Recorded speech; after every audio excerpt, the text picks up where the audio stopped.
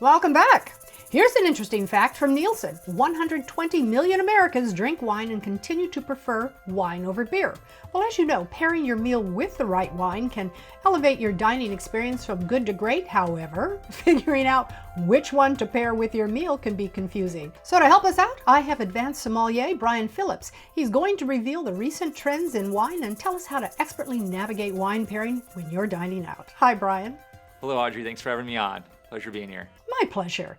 There's so much that we don't know, so let's start out with the trends. Well, I love to talk wine, and there are a lot of trends, and I think right now, the big one, we see rosé taking off. It's skyrocketing, and we're in the middle of the summer, so this weather really proves it to serve us well, but it's becoming a year-round wine. I think that it's really flexible with all types of food, and it's approachable. You don't need food. You can drink it on its own because it's soft and easy going. And I think that a lot of that's just a younger generation getting into wine. They're not necessarily drinking the same way or the same varietals or regions as their parents did. So we're seeing a lot more experimentation and getting into things like Gruner Veltliner and Austria, or some lesser known varietals like Blaufränkisch, and different regions for Pinot Noir, for example. So I think people want light, fresh, easy drinking and approachable wines. So millennials are sort of driving this new push to new varietals, generally speaking. What are some of the tried and true favorites? Well, I think that everybody's getting into this. So I think that, with some of our go-to guests, are still really appreciative of the Cabernet Sauvignons from Napa Valley and Bordeaux, for example, and some of those Tuscan reds as well. The Sangioveses still kind of lead the way for us. So it's still what we do. But I just think as far as trends go, those are kind of led by some of those lighter varietals that we traditionally don't think of having with a lot of our classic meals like steaks off the grill and so forth, like rosé. But it's fun to see. This year we're doing a summer wine event that is basically a personalized wine dinner, and we have a rosé in the lineup for the first time because we've just seen so much demand for those wines. Well, I love a good rosé, and it just seems to be perfect with a lot of things. Well, I hear that Capital Grille created a generous pour event for people interested in experiencing new wines and expanding their palate. So the Generous Pour event is a summertime wine event where we basically, for $28, will pair 7 wines, and we're featuring the wines of Dan Duckhorn. He's one of the early pioneers of Napa Valley, and is extended out into other regions and varietals, including Washington State. And so people who maybe are familiar with these or aren't familiar with them maybe haven't had all the wines in his lineup. And so, you get to go through and try all 7 of them as much as you like with dinner and go back to the ones you like the most for $28. And the server does all the work for you. So a lot of people get nervous about what wine should I order with what, or I want to try multiple wines. How do I do that? This takes all the guesswork out of it. You can come in, just sit back, relax, and let us take care of you. And it's an easy way to try new wines. And then you learn a little bit how wines work and how you pair them, and maybe you'll find some new favorites.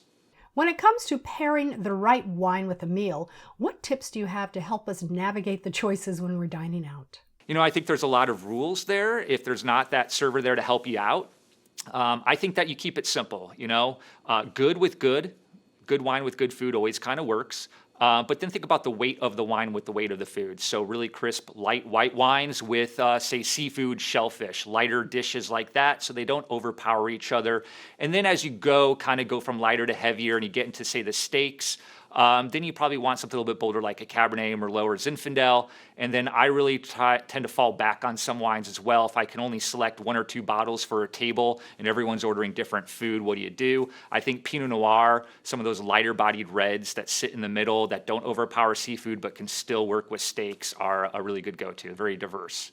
Well, Brian, we all have different palates, so what tastes good to one person might not taste good to another. So how, as an individual, can you be more assured of choosing a wine that you'll like versus one that you can go, well, this one doesn't taste so good, when it actually does, but not to you? Yeah, I think that, the average consumer wine wants to reduce the risk. They don't want to go out and buy an expensive bottle and they don't enjoy it. And maybe they don't say anything to the server in the restaurant, but you really should. If you don't like it, send it back and keep going until you hit that bullseye. And I think that ultimately a good service team and a good restaurant will do that for you. A retailer will also try to listen to you and guide you based upon your preferences and what you normally drink. And it's as simple as, do you like your coffee black or do you like it with cream? If you like it with cream, you probably are one of the types of people that prefers a little bit of oak in your wine. If you like it black, you like things left alone in their natural state, and so you want more purity of fruit and expression, so therefore you're going to go for a less oaked wine. Those are things that people can pick up on, which is a little more complex, but I think just being open-minded, there are over 3,000 varietals out there that you can buy and try, and so being open-minded and willing to maybe listen to others that will be supportive of you and also take a little bit of that risk off. So that's kind of what the Generous Pour is all about. You can come in and try 7 different wines, and maybe some of them aren't the ones you prefer the most, but I'm sure you'll find at least 1 or 2 in there that you really love, and you can always go back to that and say, that's my favorite, that's what I'm having with the entree. So that means it's also probably important to have a conversation with your server to make a more informed decision when you select wine to go with your meal.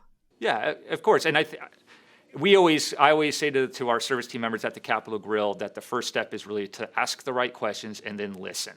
And if you listen, you'll hear what they're looking for. And it's up to them to really know enough about wine to go, I know what they would like, and let's try this. And, it's part of that fun. And by all means, if it's not something that wins, they're more than happy to go back to the drawing board. And ultimately, in the end, we just want to have a great experience for the guests. That's the long win, and that's what we're there to do.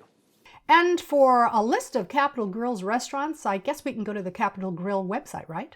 Exactly. TheCapitolGrill.com. It'll tell you all about the wines we're featuring of Dan Duckhorn and the Generous Pour this year. You can make reservations right there as well. We also have a app that you can download, the Capitol Grill Concierge app, and that has a little bit more insider information as well, and you can really quickly make reservations. Advanced Sommelier for Capitol Grill, Brian Phillips has been my guest. Brian, thanks so much for joining me. Yeah, thanks for having me on. Cheers. Gonna take a quick break, and I'll be right back.